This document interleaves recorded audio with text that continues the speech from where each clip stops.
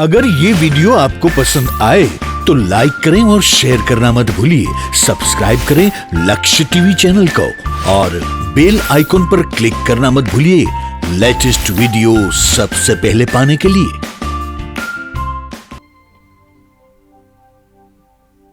રામચરિતમાનસ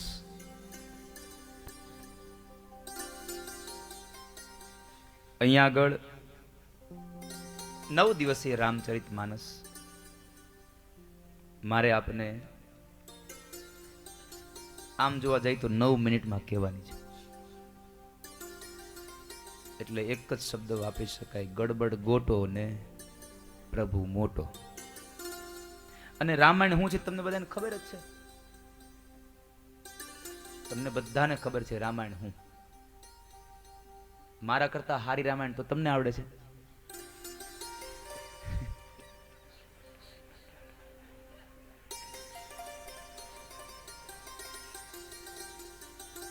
હું જે રામાયણ કરી શકું એના કરતા હારી તમે કરો, એટલે મારે રામાયણ કરવી, અને તમે જે રામાયણ સમજો છો એ તો મારે ક્યારે નથી કરવી.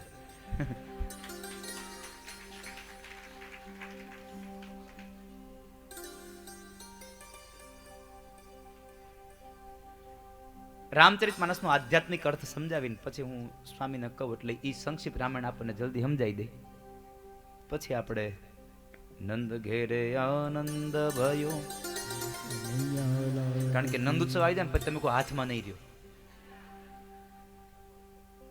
બધી બાજુના દરવાજા બંધ કરી દેજો.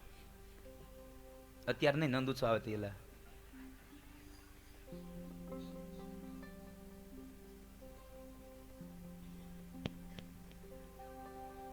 અયોધ્યાનો અર્થ છે જે ઘરમાં યુદ્ધ નથી એ અયોધ્યા છે. જે ઘરમાં યુદ્ધ નથી એ અયોધ્યા છે. યોદ્ધા નહીં હો, યુદ્ધ નથી, એનું નામ અયોધ્યા. તમારા ઘરને પેલા અયોધ્યા બનાવવાનું શરૂ કરો, ભગવાન રામને બોલાવવા નહીં પડે, આપોઆપ આવી જશે વાલા. તમારા ઘરને અયોધ્યા બનાવો. અયોધ્યા બનશે એટલે તમારા ઘરમાં 4 ભાઈઓનું પ્રાગટ્ય થશે જ.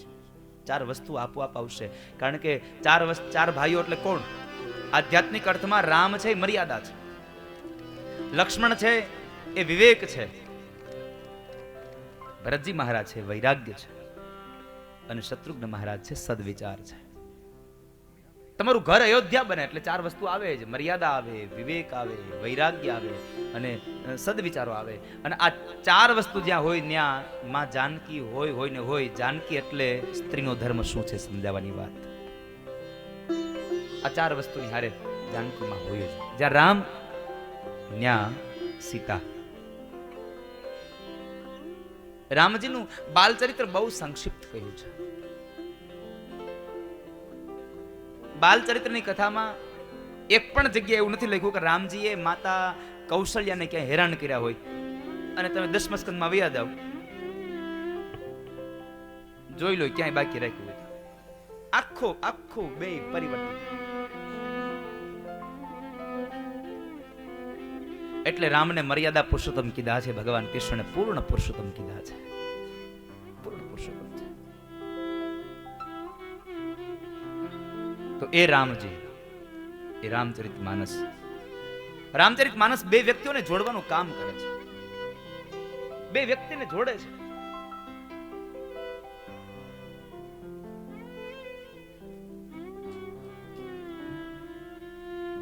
રામજીએ સમુદ્રમાં 2 કિનારા જોડ્યા છે સેતુ બાંધીને. સેતુ બનાવીને 2 વ્યક્તિ 2 કિનારાને જોડ્યા છે. આ રામચરિતમાનસ 2 વ્યક્તિઓને જોડવાનું કામ કરે છે. રામચરિતમાનસ સાંભળે ને, રામાયણ સાંભળે તો એના જીવનમાં કોઈ દિવસ ક્લેશ ન થાય. જો રામાયણને અનુસરે તો. ખાલી સાંભળવા ખાતર સાંભળે એની વાત નથી. આ સંપન્નપણે જે પોતાના જીવનમાં આ રામચરિતમાનસને ઉતારે છે એની વાત છે. એક પ્રસંગોને સમજે તો ખબર પડે ભાઈઓનો પ્રેમ શું છે, પતિ અને પત્નીની મર્યાદા શું છે, પતિ અને પત્નીનો ધર્મ શું છે, સ્ત્રીની મર્યાદા શું, સ્ત્રીનો ધર્મ શું. સ્ત્રીનો ધર્મ છે પોતાના પતિના સુખમાં સુખી અને પોતાના પતિના દુઃખમાં દુઃખી. મેં આગળના દિવસમાં કહ્યું હતું કે કૈકેયીના બે વચનો સાંભળી અને કદાચ માં જાનકી બોલ્યા હોત કે મારા ઘરવાળા નહીં જાય, ભરતને ભલે કદાચ તમારે રાજગાદી દેવી હોય તો દઈ દો, પણ રામ વનમાં નહીં જાય તો રામાયણનું નિર્માણ ન થયું હોત સાહેબ. પણ જાનકી મૌન રહ્યા છે, માં જાનકી મૌન રહ્યા છે. એવી આ ગાથા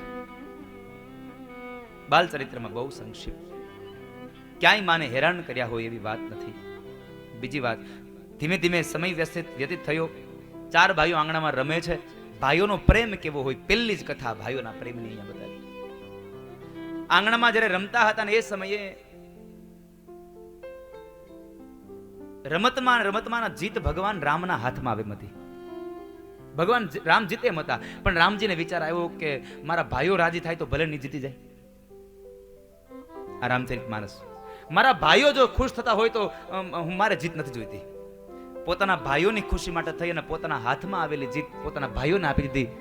રામજી અંતે એટલું જ બોલ્યા છે કે જીત મારી થાય કે મારા ભાઈની થાય છે તો અમારી જીત ને અંતે જીત અમારી થાય. જ્યાં અમારો શબ્દ હશે ત્યાં ક્લેશ નહીં થાય. આ પગાર મારો છે, આ પગાર નાના ભાઈનો છે, એટલે પછી થોડાક મહિનામાં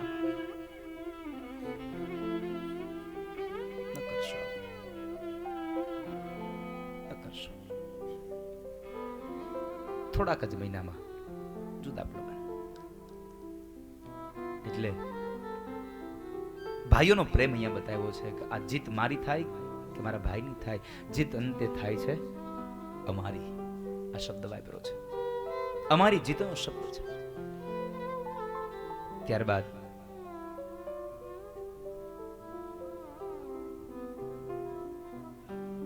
આગળ જતા સમય વ્યતીત થયો, ચારે ભાઈઓ મોટા થયા, ગુરુદેવના આશ્રમમાં વિદ્યા અભ્યાસ માટે બેસાડ્યા.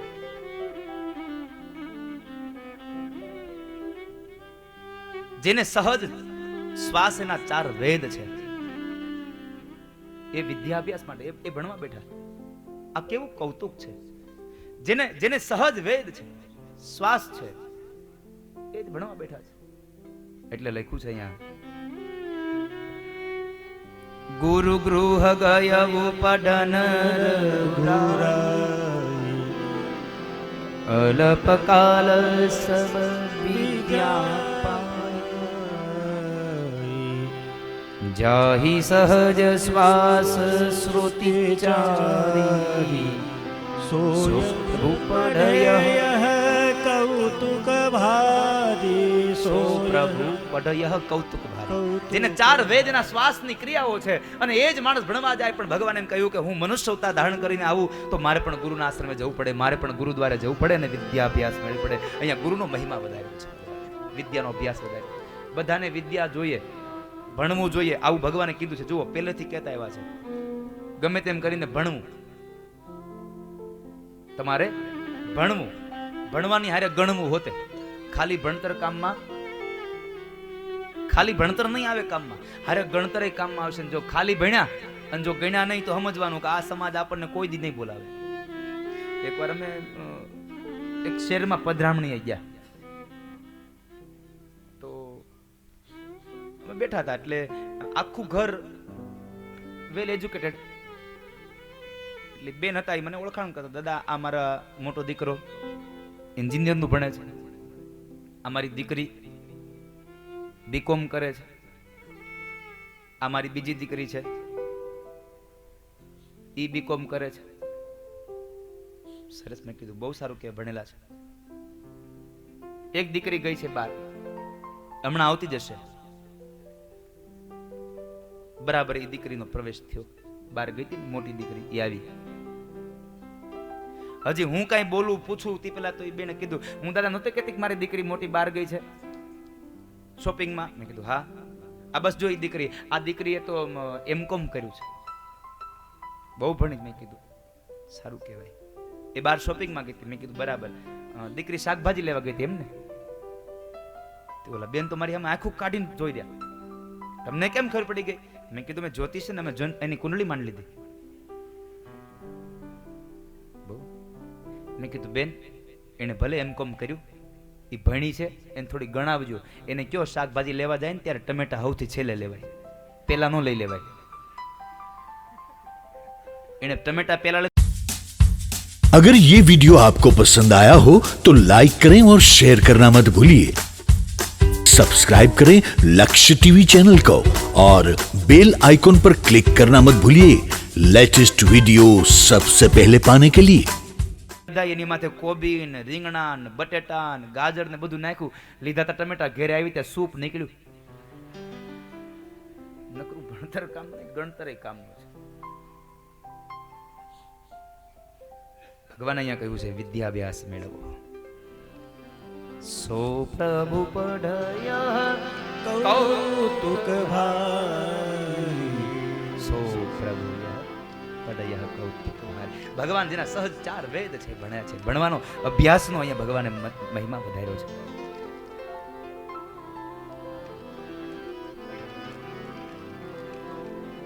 દીકરા દીકરીઓને ભણાવજો. સ્વામી અહીંયા બેઠા છે, ભણવાની વાત આવી. સરદારમાં કેટલા છોકરાઓને ત્યાં હોસ્ટેલમાં રાખી અને સ્વામી ભણાવે છે. કેટલા છોકરાઓ ભણાવે. મેં તમને નહોતું કીધું અગાઉ, મારે હું ને સ્વામી બે ઉઘરાણા કરીએ. એ મંદિરને આ હોસ્ટેલ બનાવવા હાટું કરે, હું ઓલી નિશાળ હાટું ઉઘરાણું કરું. અમારે બેને ઉઘરા એ જ કરવાનું છે. ભગવાને અમને બેને મોકલ્યા છે કંઈક બનાવીને, તો જે કાંઈ કામ હોઈપું છે તો કરવું તો પડે. એ સ્કૂલનો વિચાર જ દેનારા કોઈ હોય તો એ નિત્યસુખ સ્વામી પોતે છે કે દાદા મારે તમારી પાસે એક સ્કૂલ બનાવડાવી છે. એ વિચાર એનો સ્વામીનો છે.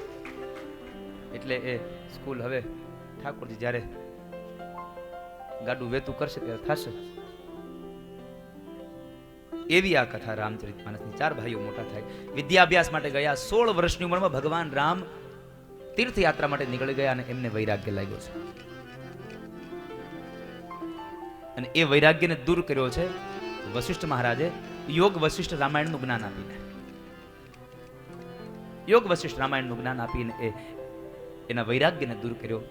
ત્યારબાદ દિવ્ય ગાથાઓ વિશ્વામિત્ર મહારાજ લેવા આવે, એને એની સાથે લઈ જાય.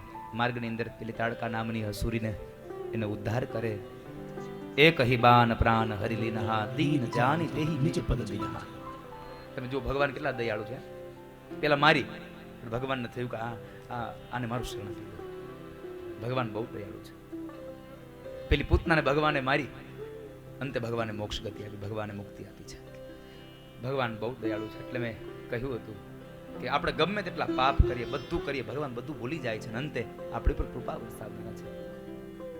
મારી ભૂલો ના ભૂલનારા, તારી કરુણાનો કોઈ પાર નથી. ભગવાન તો દયાના સાગર, કરુણા સાગર છે. તો એ તાડકાની કથા. ત્યારબાદ ભગવાનના લગ્નોત્સવની કથા ને બધી કથા છે. પણ હું સ્વામીને કહું કે તમે રામચરિત માનસનો એકાદ બે પ્રસંગ હારા વર્ણવી દો, પછી રામાયણને પોથીબંધનું કરી લઈ, પછી પાછો હું ભાગવતમાં લઈ જાઉં. કારણ કે નંદોત્સવ આવશે ને ત્યારે તમે પાછા હાથમાં નહીં રહ્યો. એટલે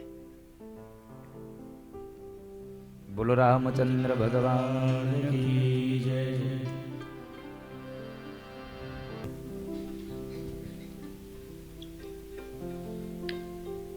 પહેલાં તો પૂજ્ય જિગ્નેશ દાદા, તમામ શ્રોતાગણોને સ્વામિનારાયણ મંદિરની અંદર આપ પધાર્યા કથા કહેવા માટે, સાંભળવા માટે, એ બદલ બધાને અભિનંદન.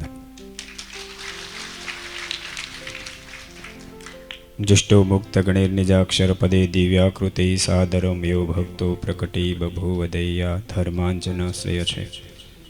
યત્રોન્મૂલિતુમ ત્વધર્મમિતુમ સાધુશ્ચ ધર્મમ શુભમ ધ્યાયેતુમ હરિમેશ્વરેશ્વરમહં સદબુદ્ધિદમ સર્વદા. જગન્નાથ ભગવાનના સાનિધ્યમાં સ્વામિનારાયણ મુખ્ય મંદિર અંદર બેસી આપણે શ્રીમદ ભાગવતની દિવ્ય ગાથા શ્રવણ કરી રહ્યા છીએ.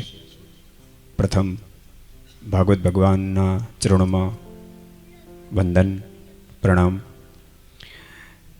પૂજ્ય જિગ્નેશ દાદા આપણને 7 દિવસ સુધી આ દિવ્ય ગાથા સંભાળવા માટે બધાર્યા છે.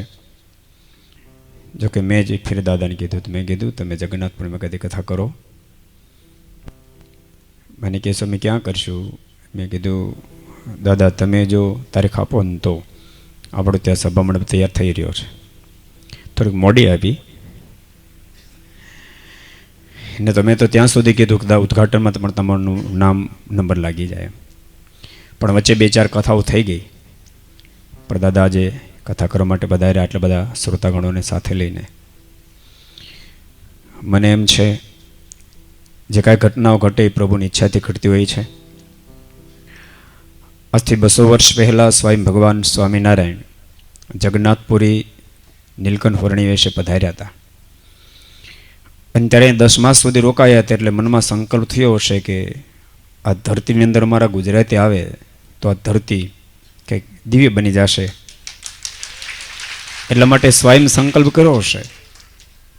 ને તો તમને ખબર છે જગન્નાથપુરીમાં અડધો વીઘો કે વીઘો જમીન મેળવી હોય તો બહુ ગહન કામ છે. કેટલી વારસાઈ લાગી હોય. મારા કડવા પાટીદારો બેઠા છે, એને ખબર છે. નહીં રાજુભાઈ, પટેલ સમાજ માટે જગ્યા લીધી 2-2.5 વીઘા કેટલી છે? કેટલી રાજુભાઈ? 1 એકર 2.5 વીઘા. પણ 2.5 વીઘામાં તો આપણે કાઠિયાવાડમાં કે નાકે દમ આવી ગયો, એટલું ગહન પડ્યું. પણ ભગવાન શ્રી હરિ આ જગ્યા રાખી મૂકી છે. આટલી સરસ 2 બાજુ હાઈવે ટચ 18 એકર જમીન ભક્તો આમ ઘડીના 6ઠા ભાગમાં ભગવાન શ્રી હરિ અર્પણ કરી.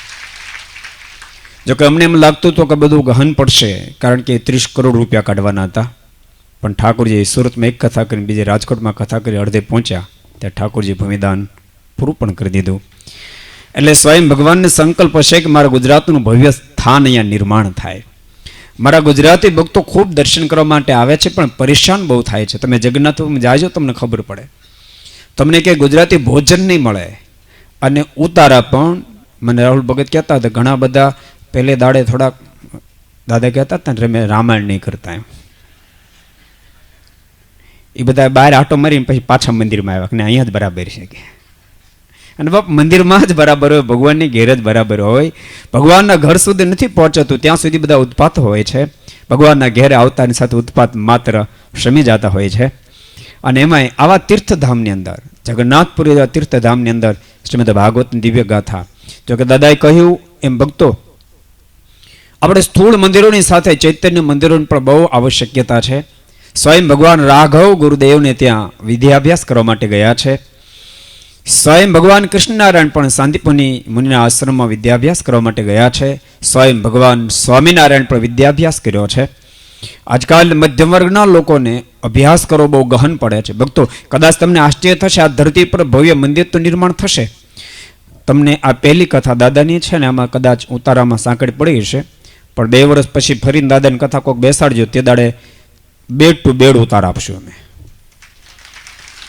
આપણા પ્લાનમાં 556 ઉતારા છે. પ્લાનમાં 596 ઉતારા ભક્તો પ્લાનમાં છે. અને સાથે સાથે આ પ્રાંતનો સમાજ પણ વેલ એજ્યુકેટેડ બને, એ પણ બિચારા ભણીને આગળ જાય. એટલા માટે 2000 કોલેજનો ભણી શકે એવી હોસ્ટેલ અહીંયા 8 માળની બનવાની છે. અને ભક્તો હું ઘણી ફેરી કથામાં કહું છું કે પરમ પૂજ્ય આચાર્ય મારા લાલજી મહારાજ એમના રાજીપાથી અમારો સંકલ્પ છે કે જિંદગીમાં ક્યારેય અન્ન અને વિદ્યા બે વેચવાના થતા નથી. આ વિના મૂલ્યે 2000 યુવાનોને કોલેજમાં રાખવામાં આવશે. હું ઘણીવાર એવું કહું છું કે આપણે જે કદમથી ચાલીએ છીએ ને આજે 1000 થી 1200 વિદ્યાર્થીઓ છે, પણ એ કદમથી આપણે જો ચાલતા રહીશું ને તો 10 વર્ષ પછી હજારો લોકોને સંકલ્પ થશે કે એજ્યુકેશન આમ અપાય. એમાં પ્રથમ દાદા નંબર લાગ્યો. દાદાને પણ સંકલ્પ થયો કે મારે પણ વિના મૂલ્યે વિદ્યાભ્યાસનું સંકુલ ઊભું કરવું છે અને અત્યારે પોતે પ્રયાસ પણ કરી રહ્યા છે. એની અંદર પણ ભક્તો ભળજો.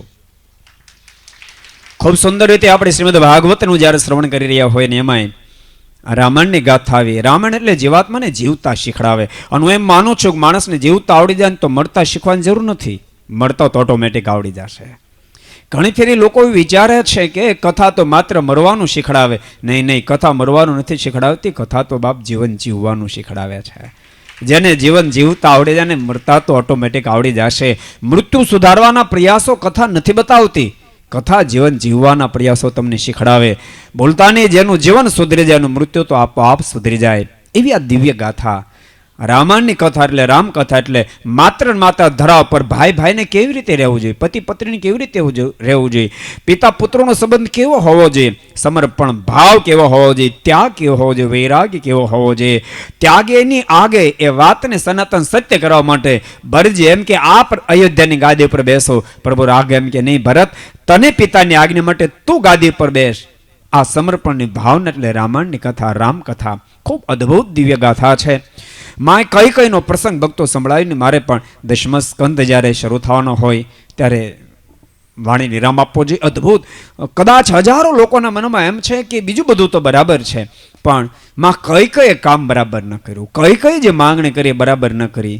બાપ, મને કોઈ એમ કે તમે રામાયણના તમામ પાત્રમાં પ્રથમ નંબર કોને આપો શ્રેષ્ઠ પાત્રમાં, તો સ્વામિનારાયણ ભગવાનનો સાધ હોવાના નાતે કહું છું, હું પ્રથમ ક્રમ શ્રેષ્ઠ પાત્રમાં માં કઈ કઈને આપો.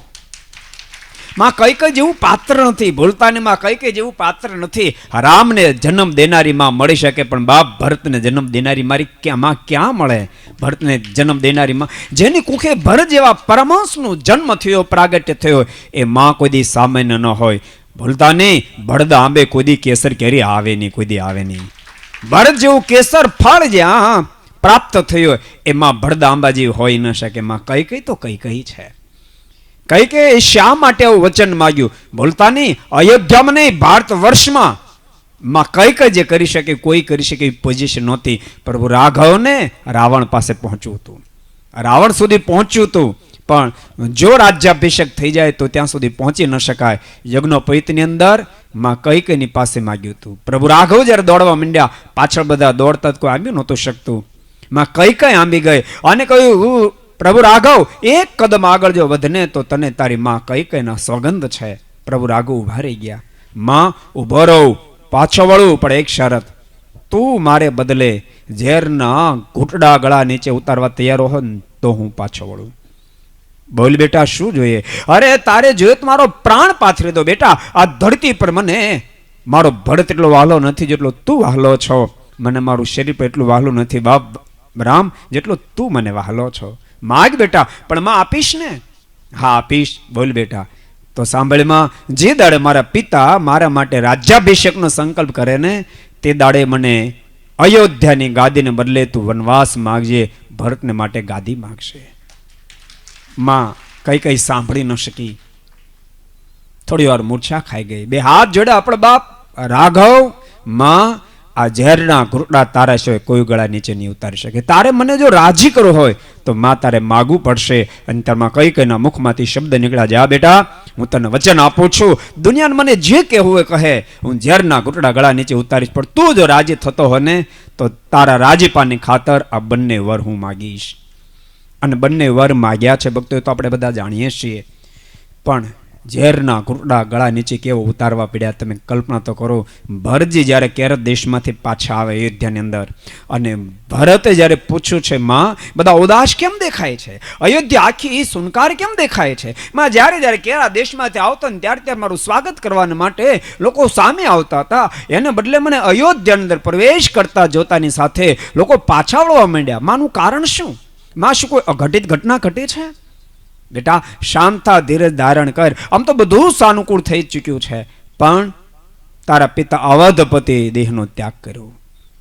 ભરતની આંખમાં આંસુ ભરાણામાં મારા પિતાનો સ્વર્ગવાસ, પણ એકાએક કેમ? બેટા ધીરજ ધારણ કરી સાંભળ. એને રામની સાથે અતિશય પ્રેમ હતો અને એને રામને અયોધ્યાની ગાદી પર અભિષેક કરાવવો હતો. રામને બદલે મેં તારા માટે ગાદી માંગી અને રામને માટે 14 વર્ષનો વનવાસ માંગ્યો. તારા પિતા વિરહ સહન ન કરી શકે, દેહ છૂટી ગયો. અને આટલા શબ્દ સાંભળતાની સાથે મામા શબ્દોનું સંબોધન કરનાર ભરતના મુખમાંથી શબ્દને કઈ કઈ માં શબ્દ બનતો. કઈ કઈ જે વખતે તે આ વર માગ્યા એ વખતે તારી જીભ કેમ ન કપાઈ ગઈ, તારા મોઢામાં જીવડા કેમ ન પડ્યા? સાંભળ, આજ સુધી તું મારી માં હતી, હું તારો દીકરો હતો, આજથી તારો ને મારો મા દીકરાનો સંબંધ પૂરો થાય છે. આજ પછી હું તને માં નહીં કહું, તું મને કોઈ દી દીકરો ને કહીશ. અને ભરત આટલા કડવા વચન બોલ્યા, પણ માં એમ ન બોલી કે બેટા મેં તો પ્રભુ રાઘવના કહેવાથી માગ્યું હતું. અને અવધપતિ પણ લોકમાં જ્યારે વિદાય લીધી, સુમનજી સામે જ્યારે આવ્યા છે, અને સુમનજીને આવેલા જોતાની સાથે અવધપતિના મુખમાંથી શબ્દ નીકળ્યા છે, સુમંત હવે રામના વિરહમાં મારો દેહ નહીં ટકે, પણ સાંભળ, એક ભલામણ હું તને કરતો જાઉં છું. આ મારું શરીર છૂટી જાય ને પછી અયોધ્યાની તમામ નરનારીઓ મારા શરીરનો સ્પર્શ કરે, પણ પાપણે કઈ કઈ મારા શરીરનો સ્પર્શ ન કરે. અને એ જો મારા શરીરનો સ્પર્શ કરશે ને તો આ લોક તો મારો બગાડ્યો, મારું સ્વર્ગ પણ બગાડી નાખશે. અને ત્યારમાં કઈ કઈ સામે ઊભા હોવા છતાં ન બોલ્યા કે પતિદેવ, મેં તો પ્રભુ રાઘવના કહેવાથી માંગણી કરી હતી. બાપ, આ ભરતની માં થઈ શકે, આ ભરતની માં થઈ શકે. એટલે અદ્ભુત ગાથા રામચરિત્ર માનસની છે. ભક્તો, આપણે ભાગશાળી છે એવી ધરતી પર આપણને જન્મ મળ્યો છે, જે ધરતી પર અનેક મહાપુરુષો તો આવે, મહાપુરુષો તો જન્મ ધારણ કરે, મહાપુરુષો તો અનેક ધરતી પર જન્મ ધારણ કર્યા છે. પણ જે ધરતી પર બાળક બનીને સ્વયં ભગવાનને આવવાનું મન થાય, એ ભારત વર્ષની અંદર પરમાત્માએ આપણને જન્મ આપ્યો છે. આપણા જેવો કોઈ ભાગ્યશાળી નથી. યદા યદા હિ ધર્મસ્ય ગ્લાનિર્ભવતિ ભારત અભ્યુત્થાનમાં ધર્મસ્ય તદાત્માનમ સૃજામ્યહમ પરિત્રાણાય સાધુનાં વિનાશાશ્ચ દુષ્કૃતાન ધર્મ સંસ્થાપનાર્થાય સંભવામિ યુગે યુગે. બાપ, આ ધરતી પર યુગે યુગની અંદર પરમાત્માને મનુષ્ય તન ધારણ કરવાનું મન થાય એવી ધરતી પર ઠાકોરજી માણસ બનાવ્યા છે. સાચું કહું ભક્તો, ભલે જઈએ ગમે તે, અમે લંડનથી સીધા અહીંયા આવીએ છીએ. પરમ દિવસે લંડનની કથા પૂરી થઈ, પણ ભગવાનને સાક્ષી કહું છું, જવું તો પડે, કારણ કે આપણા ખૂબ ભારતીય લોકો વિદેશો અંદર ગયા છે, એટલે બધી ધરતી પર જવું પડે. પણ અહીંયાથી જ્યારે જઈએ ને ત્યારે કેવું લાગે ખબર? કન્યા સાસરે જતો ને એવું લાગે, આ રિટર્ન જ્યારે આવવાનું થાય ને ત્યારે કન્યા પોતાને પીર જતો ને એટલો આનંદ થાય, એટલો આનંદ થાય. અનેક ફેરી ઘટના ઘટી, જ્યારે જઈને ત્યારે માથું દુખતું હોય, ત્યાં જઈને નતર કલાક તો હરખી જ થાય, ત્યાં જઈને તો માથું દુખી જાય. અને ભારતમાં જ્યારે આવીએ ને ત્યારે હળવા ફૂલ થઈ જવાય એ ભારતની ધરતી. અને તમને બધાને કહું છું, એવી ધરતી પર ઠાકોરજી આપણને માણસ બનાવ્યા છે, માણસ બનાવ્યા છે. જજો દાદા વારંવાર ટકોર કરે છે, કોઈ પ્રકારનું વ્યસન કુટેવ કુલક્ષણ રાખશો નહીં. હું તો તમને એમ કહું, તમે જગન્નાથપુરીની અંદર આ પુરીની અંદર કથાનો લાભ લેવા માટે આવ્યા, પણ તમે આવ્યા ત્યારે જુદા હોવા જોઈએ, જાઓ ને ત્યારે કંઈક જુદા થઈ જવા જોઈએ. તમે આવ્યા ત્યારે જેવા હતા એવા ને એવા પાછા ઘેરે જાઓ તો તમારી કથા ફેલ ને યાત્રા આખી ફેલ. તમે આવ્યા ત્યારે બીડીયું પીતા હતા, જાઓ ત્યારે જઈને પાછું બીડીયું પીવો. આવ્યા ત્યારે ગુટકા બાવા ખાતા હતા ને ગયા પછી એનું એ કરો. આવ્યા ત્યારે અહીં વડીલો બેઠા એટલે કહું, દીકરાની વહુની દીકરાની સાથે બાંધતા હતા, અને ગયા પછી પાછું તમે બાંધો, એનું એ જ જો કરો તો તમને કથા કે યાત્રા ફળી ન કહેવાય. યુવાનો હોય તો આવ્યા ત્યારે મા બાપની સાથે ગમે તેવું વર્તન કરતા હતા, ગયા પછી તમે એવું ને એવું જો વર્તન કરો તો તમારા માટે આ પૂરીની યાત્રા આખી નિષ્ફળ જાય. પણ ભરોસો રાખો છું, આ ધરતી એટલી બળવાળી ધરતી, 4 ધામમાંયલું ધામ છે. આ તો 4 ધામમાંયલું ધામ છે, જ્યાં ભક્તો સ્વયં ભગવાન કૃષ્ણ નારાયણના અસ્થિ જગન્નાથ ભગવાનની મૂર્તિમાં સાચવવામાં આવેલા. તમે કલ્પના તો કરો, જગન્નાથજી ભગવાન એ સ્વયં વિશ્વકર્માએ આવી નિર્માણ કર્યા છે. અહીંના મહારાજાએ મંદિર બંધાવ્યું, પણ મારે ઠાકોરજીની સ્થાપના કરવી.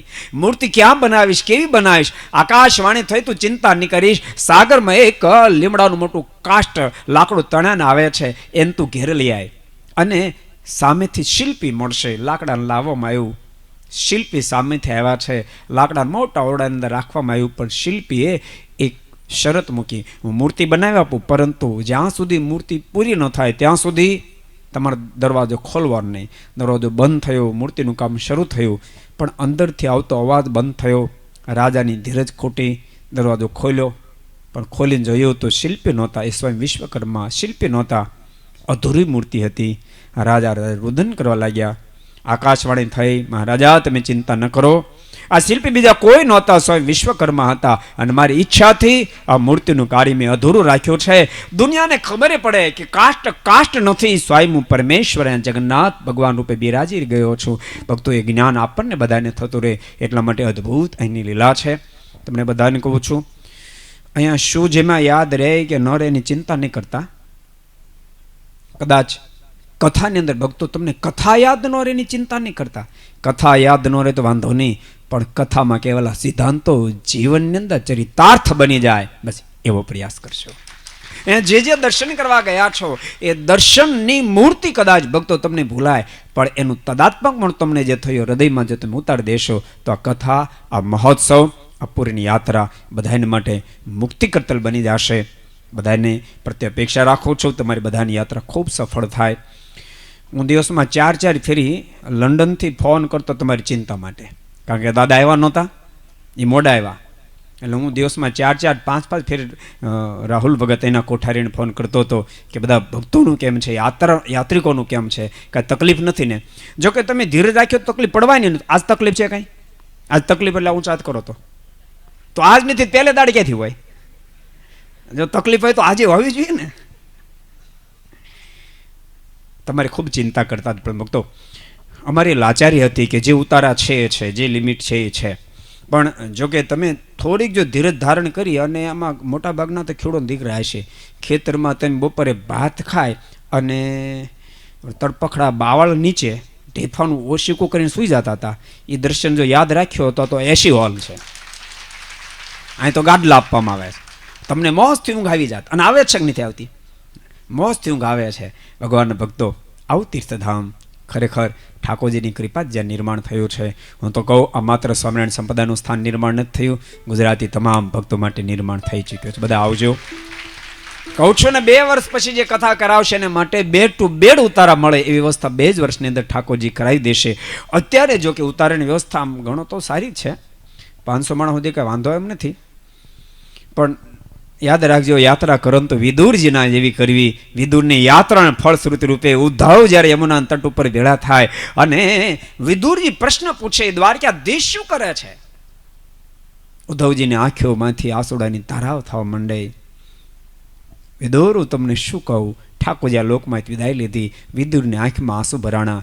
ઓહો, હું અભાગી 36 વર્ષ સુધી યાત્રા કર્યા પછી મને દ્વારકાધીશના દર્શન નહીં થાય. અને ઉદ્ધવજી બોલ્યા, નહીં, તમે કમ ભાગી નથી, તમારે જો દુનિયામાં કોઈ ભાગશાળી નથી. દ્વારકાધીશ આ લોકમાં જ્યારે વિદાય લીધી ને, ત્યારે ન તો નંદ યશોદયાને યાદ કર્યા, ન તો વસુદેવ દેવકીને યાદ કર્યા, ન તો યદુકુળ બાળકોને યાદ કર્યા, પણ આ લોકમાંથી વિદાય લેતા 3 ફેરી પ્રભુના મુખમાં શબ્દો નીકળ્યા હતા, મને મારો વિદુર ન મળ્યો, મને મારો વિદુર ન મળ્યો, મને મારો વિદુર ન મળ્યો.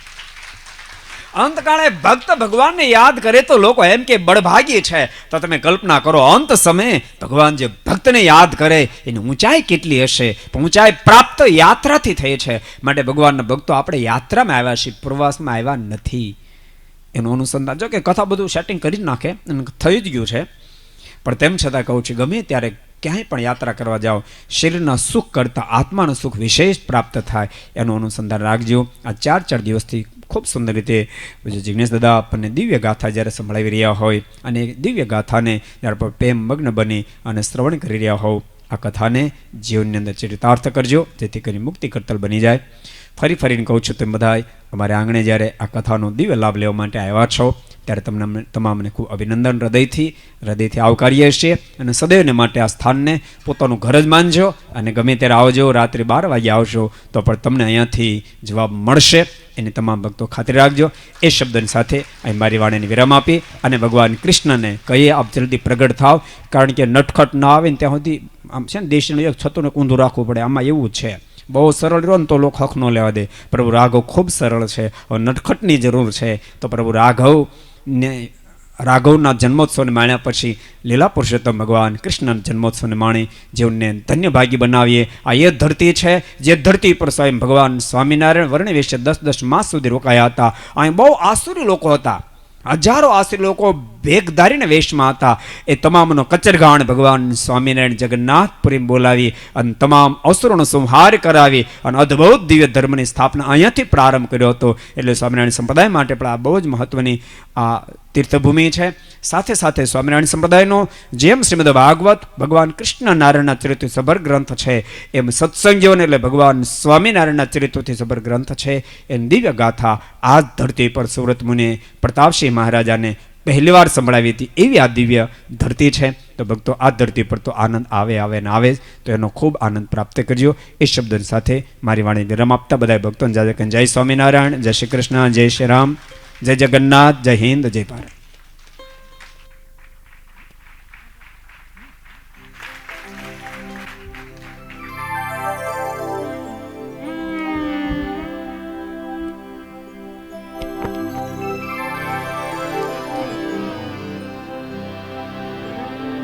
રામચંદ્ર ભગવાન की जय.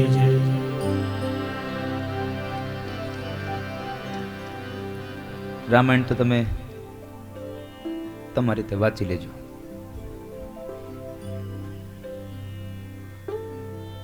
નમસ્કંદની કથા બહુ સુંદર દિવ્ય ગાથા પૂજ્ય સ્વામીએ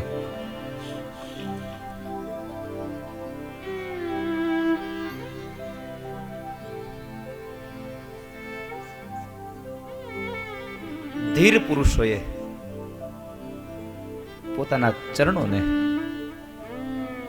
વિચલિત ન કરવા એ કઈ કઈનું ચરિત્ર બતાવ્યું. નિંદંતી નીતિ નિપુણા, નીતિ શતક એમ કહે છે, આ દુનિયા તમારી નિંદા કરે તોય ભલે અને તમારી સ્તુતિ કરે તોય ભલે, તમારે તમારા પથમાંથી તમારે ડગવાનું નથી. લક્ષ્મી આવે તોય ભલે, એની મરજી મુજબ વહી જાય તોય ભલે, તમારે તમારા પથમાંથી ડગવાનું નથી. મૃત્યુ આજ આવી જાય તોય ભલે, અત્યારે આવે તોય ભલે, અને યુગ સુધી તમારી આવરદા લખાઈ જાય તોય ભલે, તમારે તમારા પથમાંથી ડગવાનું નથી. એ જ સાચા ધીર પુરુષનું આ ફળ છે. એમ કેટલા કડવા વેણો સાંભળી અને માતા કઈ કઈએ આ નિર્ણય લીધો હશે. અને ભગવાન રામ 14 વર્ષનો વનવાસ કરે અને બધાના દુઃખોનો ઉદ્ધાર કરે. પછી તો માં જાનકી સાથે લગ્ન થયા છે અને બધી કથાઓ બહુ દિવ્ય ગાથાઓ. પણ હું તમને હવે સીધો જ નંદ મહોત્સવ કી ઓર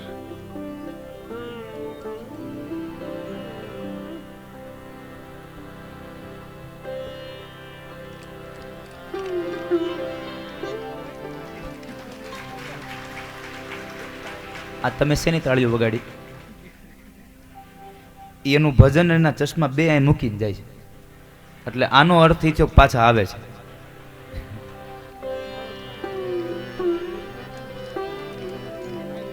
સ્વામીએ બહુ સુંદર વાતો કરી છે, અને હજી સ્વામીની વાતો તમારે સાંભળવી હોય તો તમને એક સારી જાહેરાત કરું. આવતીકાલ સવારે 6:30 કલાકે આપણું જે મંદિર છે ને ત્યાં સ્વામી સવારે વચનામૃતની વાતો કરશે. એટલે જેને કોઈને સાંભળ્યું સવારે 6:30 વાગે ત્યાં મંદિરમાં આવી અને આપ સૌ ત્યાં સ્વામીના શબ્દોનો લાભ લેજો, વાણીનો. હવે તમારે જુઓ, ન થઈ ગયું હવારમાં કથા, હાજે કથા, અને બપોરે તીર્થ યાત્રા, 2 ટાઈમની કથા ન થઈ ગઈ. આને કહેવાય બળભાગ. નહીં તો એક તીર્થમાં 2 વક્તાઓની કથા, એકના એક શ્રોતા, ને બહુ અઘરું હોય. પણ તમે બહુ ભાગ્યશાળી છો, તમને કથા સાંભળવા મળશે સવારમાં. પેલા હવારમાં તમને તમારા આત્માને ખોરાક મળશે, પછી તમારા શરીરને ખોરાક મળશે નાસ્તાનો. પેલા આત્માને દેવો, આત્માને પેલા રાજી રાખવો. આવો, હું તમને હવે લઈ જાઉં. એ આવ્યો, એ આવ્યો. પછી ત્યાંથી નહીં આવે, એ આ બાવણેથી આવવાનો સાચે.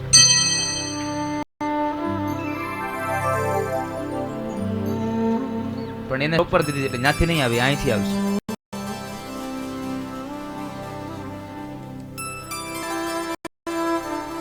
જો સાંભળો, આવે છે ને? ક્યાં પહોંચી ગયો?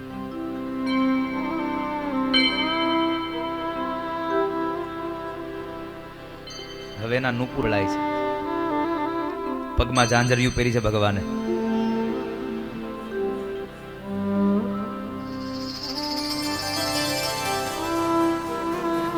બહુ સુંદર વાતાવરણ ઉભું થયું. હવે એ મથુરાની અંદર ભગવાન નંદનંદન નું પ્રાગટ્ય થવાનું છે.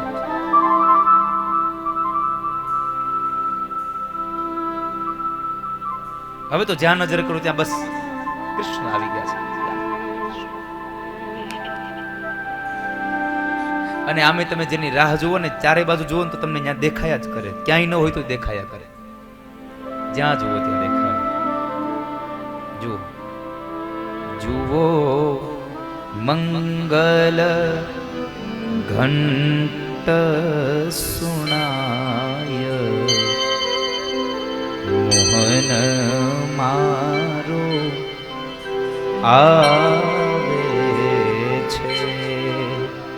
જુઓ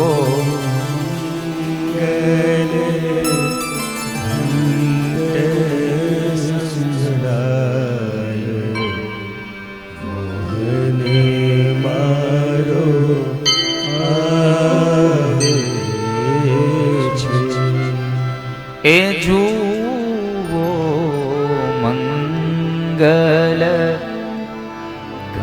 ઘંટ સુણાય મોહન મારો આવે છે.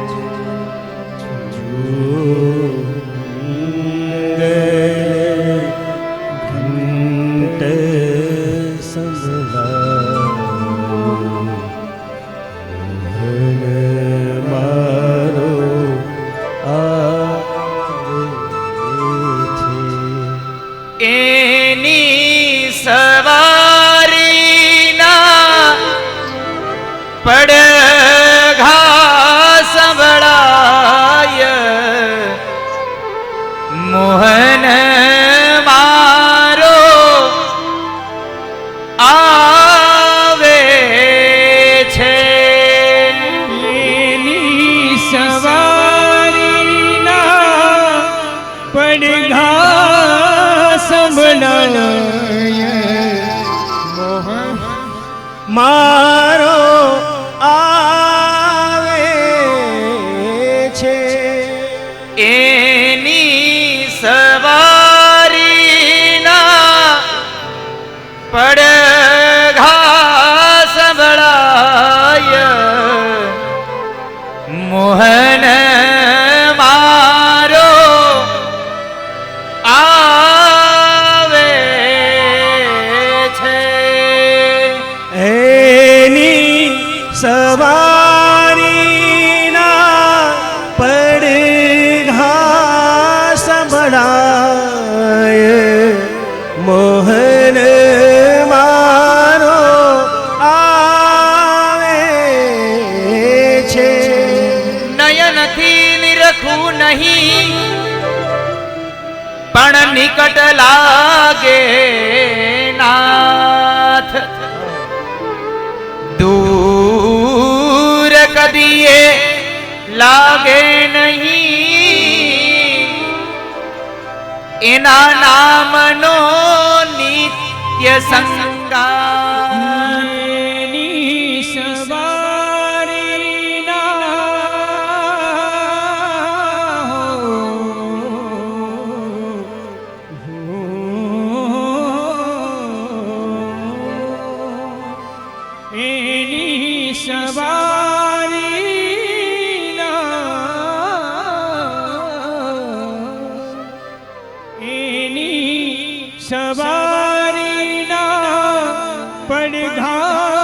પડઘા સંભળાય મોહન મારો આવે છે.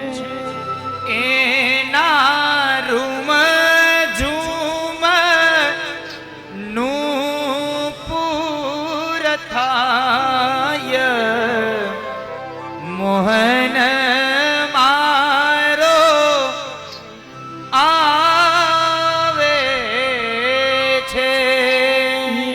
નારૂમ જુમ નુપુર સંભળાય મોહન મારો આવે છે. હૃદયનાથ પધારશે મુજ મલિન મંદિર દ્વાર. કરુણા કરી સંગે ખેલશે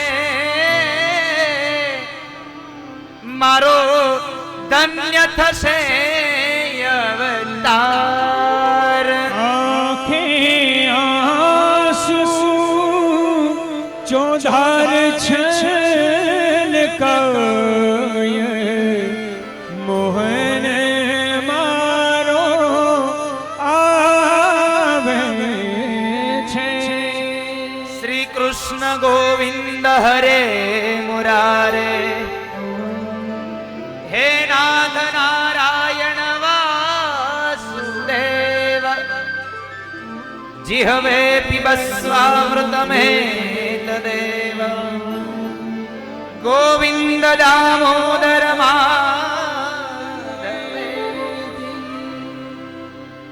मारी गीत मारी जीव है गोविंद તમને ગાયા કરે, મારું મન તમને યાદ કરે. ભગવાન હવે આવે છે. કવિએ કેટલો સુંદર શબ્દ લગાડ્યો અહીંયા. હૃદય નાથ પધારશે મુજ મલિન મંદિર દ્વાર. આપણું આ શરીર મલિન છે સાહેબ, અને છતાં પણ એ હૃદયમાં મારો શામ આવે છે અને કેટલી કરુણા કરે. કરુણા કરી સંગે ખેલશે મારો ધન્ય થયો અવતાર. હમણાં ભગવાન આવશે અને આપણે બધાની હારે રમશે પાછું કૃષ્ણ.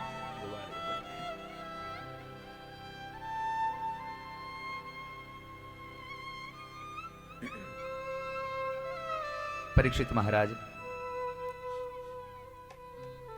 ભગવાન દશમ સ્કંદમાં જ કેમ પ્રગટ થયા? બહુ સુંદર સવાલ. ભગવાન દશમ સ્કંદમાં જ શા માટે પ્રગટ થયા છે? દશમ સ્કંદ એટલે શું? 12 અંગોમાંથી ભગવાનનું એક અંગ, અને એ દશમ સ્કંદ એટલે ભગવાનનું હૃદય છે. અને હંમેશા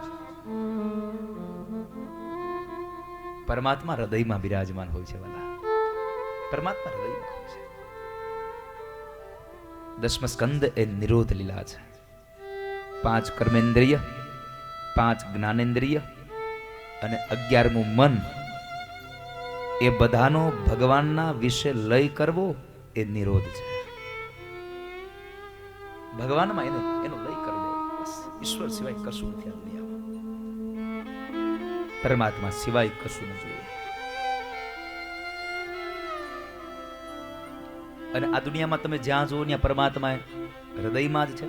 એટલે સ્વયં ભગવાન કૃષ્ણ ગીતાજીમાં કહે છે, ઈશ્વર સર્વભૂતાનાં હૃદયશૈર્જુન તિષ્ઠતિ.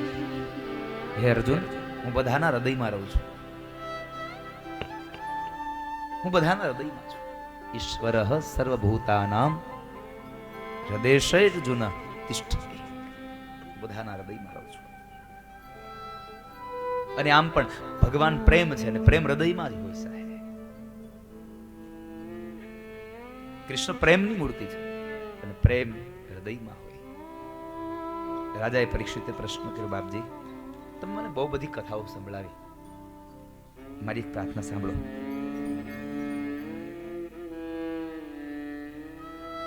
કથિતો વંશ વિસ્તારો ભવતા સોમસૂર્યયો રાજ્ઞાં ચોભયવંશા ચરિતં પરમાદ્ભુતમ. ચરિતમ પરમાદ્ભુતમ. બાપજી, મેં સાંભળ્યું છે કે ચંદ્રવંશમાં જે પ્રગટ થયા પ્રભુ એ મારા ઈષ્ટદેવ છે. એટલે હું આપને પ્રાર્થના કરું છું, તમે મને સૂર્યવંશની કથા કરી, પણ હવે મને ચંદ્રવંશની કથા કરો. અને ચંદ્રવંશની કથામાં એટલી જ પ્રાર્થના છે મારી, તમે સંક્ષિપ્ત ન કરતા. હવે મારો ઠાકુર આવે છે, મારા ભગવાન આવે છે, અમારો ઈષ્ટદેવ આવે છે, અને મારા ઈષ્ટદેવની કથા તમે સંક્ષિપ્ત ન કરશો, એનો વિસ્તાર કરજો, એને વિસ્તારથી વર્ણવજો. મને મારા ઠાકુરની કથા કહો. કૃષ્ણ કરીને કોઈ મેં સાંભળ્યું હતું, કોઈ ભગવાન હતા, મારા દાદાઓની સાથે રહેતા હતા. હા રાજા, તારી વાત તદ્દન સાચી છે, તારી વાત તદ્દન સાચી છે.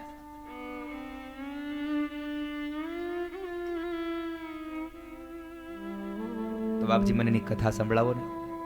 સાંભળ રાજા, ચોથા દિવસનો આજનો સંધ્યાકાળ છે. તે 4 દિવસથી નથી જલપાન કર્યું, નથી તે કોઈ ફળ આહાર કર્યું. તને તરસ લાગી હોય તો તું જલપાન કરી લે, અને જો ભૂખ લાગી હોય તો ફળ આહાર કરી લે. રાજા પરીક્ષિતે જવાબ આપ્યો છે કે બાપજી, જ્યાં કથા પાન મળે ત્યાં જલપાનની શું જરૂર છે મારે? મને કથા સંભળાવો, મને કથા પીવાનો આનંદ લાગે છે. મને તરસ નથી લાગી, મને કથાની તરસ લાગી છે. મને કથા સંભળાવો, નથી મારે જળ પીવું, નથી મારે ફળ આહાર કરવું, મને માત્ર મારા ઠાકુરની કથા સંભળાવો. અને આવી જ્યારે નિષ્ઠા ભગવાનની કથામાં જોઈ, ત્યારે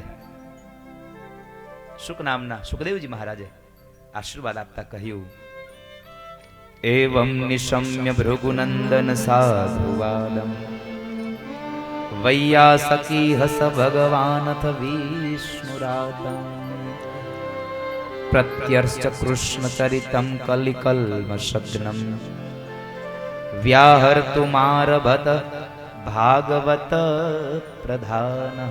મને ભાગવતની કથા પ્રધાન છે અને તારી આ ભાગવતની પ્રત્યેની નિષ્ઠા જોઈને હું અતિ રાજી થયો છું રાજા. સાંભળ. વાસુદેવ કથા પ્રશ્ન પુરુષાન સ્ત્રીન પુનાતિ વક્તારમ પૃચ્છકમ શ્રોતુસ તદબાલ સલિલમ યથા. તદબાલ પાદ સલિલમ યથા. રાજા સાંભળ. વસુદેવજી મહારાજના લગ્ન દેવક પુત્રી દેવકી સાથે થયા છે અને દાયજો અપાવીને જ્યારે વિદાય થયા ત્યારે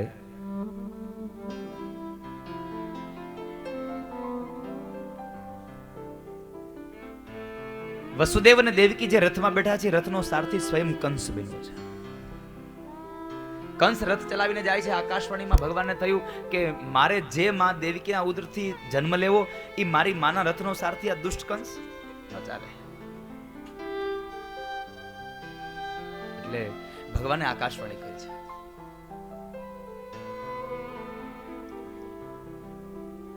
ભગવાને આકાશવાણી કરી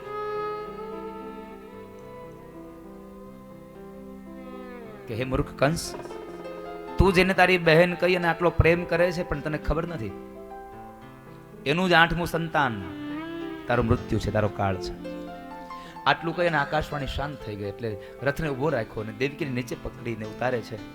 દેવકીને મારવા જાય એ સમયે વસુદેવજી મહારાજ એને વચન આપે છે કે તમે આને ન મારો. કંસ કહે છે તમે આકાશવાણી ન સાંભળી? એટલે વસુદેવ એમ કહે છે કે મેં આકાશવાણી સાંભળી. તમને ડર હોય મારા 8મા સંતાનથી તો મારા જેટલા સંતાન થશે બધા તમને આપી દેશું, હું વચન આપું છું, પણ તમે દેવકીને ન મારો. કંસને આ વાત ગમી એટલે કારાવાસમાં કેદ કર્યા. સમયાંતર વ્યતીત થયો. પ્રથમ દીકરો પુષ્પ થયું. સંસાર વાટિકાનું પેલું પુષ્પ ખીલ્યું. એ દીકરાને લઈ અને વસુદેવજી મહારાજ કંસ પાસે જાય છે. પણ કંસને દયા આવી કે આ તો હજી પેલું છે, આને શું કામ મારું? મારો ભાણેજ છે, આને મારી નું શું કામ પાપનો પોટલા બાંધું? એટલે એ કહે છે આને લઈ જાવ. મારે આનાથી ડર નથી, મારે તો 8માંથી ડર છે. એટલે વસુદેવજી મહારાજ બાળકને લઈને પાછા આવે. આ બાજુ દેવર્ષિ નારદને એમ થયું કે કંસ માંડ્યો પુણ્ય કરવા તો પાપનો ઘડો ભરાશે નહીં. જો પાપ ભરાશે નહીં તો પ્રભુ પ્રગટ થશે નહીં. લાવ કંઈક કરું. દેવર્ષિ નારદ આવ્યા છે કંસ પાસે. કંસને પૂછ્યું મજામાં? કંસ કહે છે આપણા આશીર્વાદથી બધું મજામાં. નારદ કહે છે ખાખ મજામાં? આકાશવાણી ભૂલી ગયો? બાપજી મને યાદ છે પણ હજી તો પેલું સંતાન આવ્યું છે, મારે તો 8માંથી મૃત્યુ છે. નારદ કહે છે તું મહામૂર્ખ છો, તને ખબર નથી પડતી? આકાશવાણીના વચનો હતા 8માંથી મૃત્યુ, પણ ક્યાંથી 8મું? પહેલેથી, બીજેથી, ત્રીજેથી, છેલ્લેથી, વચમાંથી, ક્યાંથી 8મું? કંસ કહે છે હું સમજો નહીં તમારી વાત, મને સમજાવો. એક ફૂલ મગાવ્યું, 8 પાંખડીઓ રખાવી અને બધી જ આંગળી, બધી જ પાંખડીઓ પર આંગળી રખાવીને ગણાવ્યું. અહીંથી 8મું થયું, અહીંથી 8મું કહ્યું, અહીંથી 8મું. એવો ભરમાયો. કંસ એમ કહે છે તમે એમ કહો છો કે આને મારી નાખું? નારદજી કહે છે હું એવું નથી કહેતો કે તું મારી નાખ, હું તો તને ખાલી આના વચનો શું થાય છે, આનો અર્થ શું થાય એ સમજાવવા આવ્યો હતો. બાકી તારે જે કરવું હોય તે કરે. આ તો હું તો આ આયલો નારાયણ નારાયણ. દેવર્ષિ ગયા. દેવર્ષિ ગયા એટલે આ બાજુ કંસને એમ થયું કે મારા માથા પર કોઈ ભાર નથી રાખવો. એટલે એમણે કારાવાસમાં જઈ અને દેવકી પાસે જઈ બાળકને માંગ્યું છે. બાળકને માંગ્યું પણ બાળકને ન આપ્યું તો એના હાથમાંથી ઝૂંટવી લઈ અને અંતે એને કારાવાસની દિવાલોમાં પછાડીને મોતને ઘાટ ઉતાર્યો. એને મોતને ઘાટ ઉતાર્યો. દેવકીએ કલ્પાંત કર્યું છે. ભાગવતમાં કહે છે કે 6 દીકરાઓને માર્યા છે. 6 દીકરાઓને મારી નાખ્યા. એટલે આ બાજુ ધરતી પણ હવે ખૂબ દુઃખી થઈ. દેવતાઓ પણ ભગવાનને પ્રાર્થના કરે, પૃથ્વી પણ ગાયનું રૂપ લઈ ભગવાનને પ્રાર્થના કરે, હે પ્રભુ હવે આપ બચાવો. અને એ સમયે દેવતાઓને ભગવાન સાંત્વના આપીને કહે છે, તમે તમારા ધામમાં જાઓ, હવે હું મારી વાકસુધા અને લીલાસુધા આ ધરતીને આપી રહ્યો છું, હવે હું આવી રહ્યો છું. આટલું કહી દેવતાઓને વિદાય કર્યા. આ બાજુ ભગવાને શેષ નારાયણને બોલાવ્યા અને કહ્યું કે શેષ, રામા અવતારમાં મારા નાના ભાઈ બનીને બહુ તમે મારી સેવા કરી છે, પણ કૃષ્ણ અવતારમાં તમે હવે મારા મોટા ભાઈ બનીને આવો અને મારી સેવાનો સ્વીકાર કરો. તમે દેવકીના ઉદરમાં જાઓ, ત્યાંથી તમારું સંકર્ષણ થશે, રોહિણીના ઉદરમાં પધરાવવામાં આવશે, રોહિણીના ઉદરથી તમે જન્મ પામશો, દેવકીનો 7મો ગર્ભ પણ કહેવાશો અને રોહિણીના દીકરા પણ કહેવાશો. ભલે પ્રભુ, જેવી આપની આજ્ઞા. શેષ ગયા રોહિણીના દેવકીના ઉદરમાં. ભગવાને માયાને બોલાવી. માયાને કહ્યું, માયા તું મને થોડી મદદ કરે આ લીલામાં, હું તને મહામાયા તરીકે પ્રસિદ્ધ કરી દઈશ. નંદજીના ઘરે જવામાં જે માયાએ ભગવાનને મદદ કરી એ મહામાયા તરીકે પ્રસિદ્ધ થઈ છે આ દુનિયામાં. એટલે ચંડીપાઠમાં લખ્યું, નંદ ગોપ ગૃહે જાતા યશોદા ગર્ભ સંભવા. ચંડીપાઠ એમ કહે છે. તો માયાને કહ્યું કે તું શેષનું સંકર્ષણ કરીને રોહિણીમાં પધરાવ, તું ગોકુળમાં યશોદાના ઉદરથી આવ અને હું દેવકીના ઉદરથી આવું છું અને મારી વાકસુધા આ દુનિયાને આપી રહ્યો છું. ભલે પ્રભુ, આપની જેવી આજ્ઞા. માયા ગઈ, શેષનું સંકર્ષણ કર્યું, રોહિણીમાં પધરાવ્યા. માયા પોતે યશોદામાં અને બ્રહ્મ પોતે દેવકીમાં આવ્યા છે. अगर ये वीडियो आपको पसंद आया हो तो लाइक करें और शेयर करना मत भूलिए. सब्सक्राइब करें लक्ष्य टीवी चैनल को. हाँ, और बेल आइकॉन पर क्लिक करना मत भूलिएगा लेटेस्ट वीडियो सबसे पहले पाने के लिए.